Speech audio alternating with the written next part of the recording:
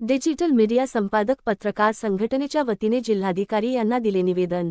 सेनगाव तालुक्यातून वाहणाऱ्या पूर्णा नदीपात्रातून मोठ्या प्रमाणात अवैध वाळू उपसा सुरू। वाळू तस्करीची बातमी लावली म्हणून प्रशासनाच्या अधिकाऱ्यांकडून पत्रकारांवर खोटे गुन्हे दाखल केलेले तात्काळ मागे घ्यावे आणि उपविभागीय अधिकारी आणि वाळू व्यावसायिक यांच्या मोबाईल CDR आणि SDR ची सखोल चौकशी करून उपविभागीय अधिकारी यांच्यावर कारवाई करून तात्काळ बदली करा। पूर्णा नदीपात्रातील ब्रह्मवाडी, चिखलदरा, होडी परिसरातून खुलेआम राजरोसपणे दिवस रात्र नदीपात्रातून 30 ते 35 टिप्परद्वारे अवैध वाळू उपसा सुरू आहे। हे वाळू व्यावसायिक भरधाव वेगाने वाळूचे टिप्पर रस्त्याने घेऊन जात असताना अनेक वेळा अपघात होऊन निष्पाप नागरिकांचा बळी गेला आहे। यामुळे या परिसरातील नागरिकांनी अनेक वेळा अवैध वाळू विरोधात आवाज उठवला तरी अवैध वाळू उपसा सुरूच आहे। कारण हे सर्व वाळू व्यावसायिक एका खासगी इसमाद्वारे उपविभागीय अधिकारी यांना वाळू वाहतूक करण्यासाठी मोठी चिरीमिरी देऊन हा सर्व प्रकार सुरू असल्याचा नागरिकांचा आरोप आहे। यामुळे अवैध वाळू व्यावसायिक आणि उपविभागीय अधिकारी यांच्या सोबत जुळलेले संबंध यामुळे अवैध वाळू उपसा सुरू असल्याची बातमी नागरिकांच्या प्रतिक्रियेसह लावली होती। याचा राग मनामध्ये धरून उपविभागीय अधिकारी यांनी पत्रकारांवर खोटे गुन्हे दाखल केले। हे सर्व खोटे गुन्हे मागे घ्यावे, उपविभागीय अधिकारी व त्यांच्या खाजगी इसमावर कडक कारवाई करून उपविभागीय अधिकारी यांची तात्काळ बदली करण्यात यावी, अशी मागणी डिजिटल मीडिया संपादक पत्रकार संघटनेच्या वतीने करण्यात आली।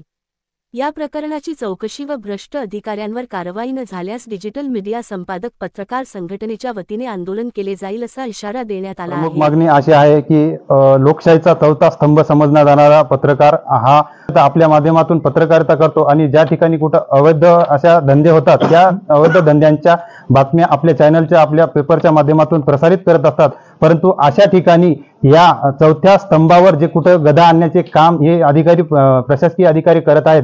असाच एक सेनगाव तालुक्यामध्ये प्रकार घडलेला आहे। सेनगाव तालुक्यातील आमचे पत्रकार त्यांनी अवैध उत्खनन होत असलेली बातमी त्यांच्या चॅनलमध्ये प्रसारित केली। त्याचा मुख्य उद्देश म्हणजे त्यांच्याकडे लाईव्ह जी टाईपचे फोटो व लोकेशनचे फोटो आहे। अवैध उत्खनन हे सर्रासपणे चालू आहे याचीच बातमी जे आमच्या पत्रकाराने प्रसारित केली। परंतु या बातमीला प्रसारित का केले म्हणून हिंगोली जिल्ह्याचे SDM यांनी या आमच्या पत्रकारावर खोटा गुन्हा दाखल केला। अशा ह्या अधिकाऱ्यांवर त्यांच्या CDR चौकशी करून त्यांच्यावर गुन्हा दाखल झाला पाहिजे व अशा अधिकाऱ्याची तात्काळ बदली झाली पाहिजे अशी आमच्या या डिजिटल मीडिया पत्रकार संघटनेच्या वतीने आज जिल्हाधिकारी महोदय यांना निवेदन देण्यात आलेले आहे। संबंधित अधिकाऱ्यावर जर कारवाई नाही झाली तर डिजिटल मीडिया पत्रकार संघटनेच्या वतीने भविष्यामध्ये मोठे आंदोलन करण्यात येईल। याची सर्वस्व जबाबदारी जी आहे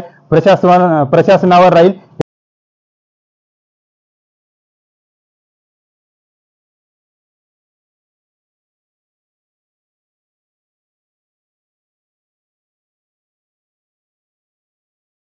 कारण मी NTV न्यूज मराठीला तालुका प्रतिनिधी म्हणून काम करतो।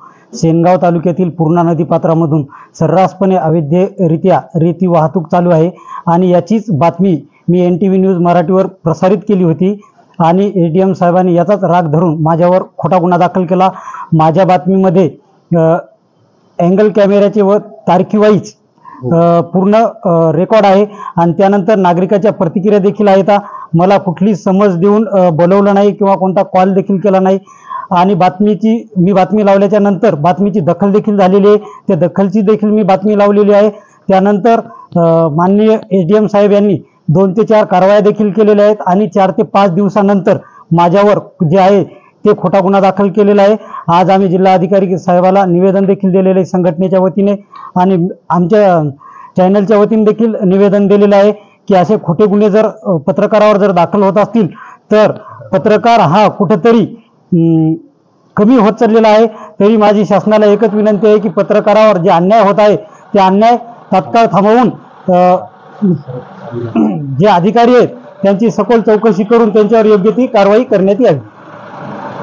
पूर्णा नदीपात्रातून ब्रह्मवाडी, लिंबाळा, हुडी असे 2 पात्र आहेत। त्या पात्रातून सर्रासपणे राजरोजपणे बिना नंबरचे टिप्पर चालू आहेत। आम्ही नागरिक म्हणून पत्रकार बांधवाला सोबत घेऊन या गोष्टीची आम्ही बातमी बनवली आणि बातमी बनवण्याचा राग कुठेतरी SDM साहेबांना खटकला आणि वाळू माफिया असलेले त्यांचे संबंध हे त्यांच्या मनात आपल्याबद्दल खेद वाटला म्हणून त्यांनी आमच्यावर गुन्हा दाखल केला गुन्हा दाखल केला हे चांगलं झालं, पण त्यांनी कुठेतरी काय काय केलं याचे आमच्याकडे पुरावे आहेत. व्हॉट्सअपचे CDR आहेत, व्हॉट्सअपचे कॉल आहेत, फोन पेचे पैशाचे स्क्रीनशॉट आहेत. या सगळ्या गोष्टी आमच्याकडे सुद्धा पुरावे आहेत. साहेबांनी गुन्हा दाखल केला, त्यांच्या पदाला आम्हाला काही हे करायचं नव्हतं. आम्ही त्यांच्या नावाचा वारंवार उल्लेख केला नाही, त्यांना कुठेतरी त्यांच्या मनाला ठेच लागली म्हणून त्यांनी आमच्यावर गुन्हा दाखल केला. आणि गुन्हा दाखल झाल्यानंतर आज आम्हाला वायुमाफियाकडून धमक्या येतात, तुम्हाला टायर खाली घालू, तुम्हाला टिप्पर खाली घालू, आणि त्यांच्या या धमकीचा आम्ही कुठेही काय करणार नाही. आज आम्ही जिल्हाधिकारी साहेबांना निवेदन दिलं. यापुढचं निवेदन हे विभागीय कार्यालयात ते संभाजीनगर आणि माननीय मुख्यमंत्री देवेंद्र फडणवीस यांच्या कार्यालयात होईल. आज रोजी आम्ही निवेदनात अशी मागणी केली आहे की संबंधित अधिकारी आणि त्यांच्या जे चेले चपाटे आहेत त्यांच्याकडून जे घेतलेले व्यवहार आहेत ते आमच्याकडे पुरावे आहेत आणि ते आज माननीय जिल्हाधिकारी साहेब यांना पाठवले आहेत. आणि जिल्हाधिकारी साहेब याच्यावर योग्य निर्णय घेतील आणि सन्माननीय उपविभागीय अधिकारी यांचं निलंबन करतील, नाहीतर बदली करतील.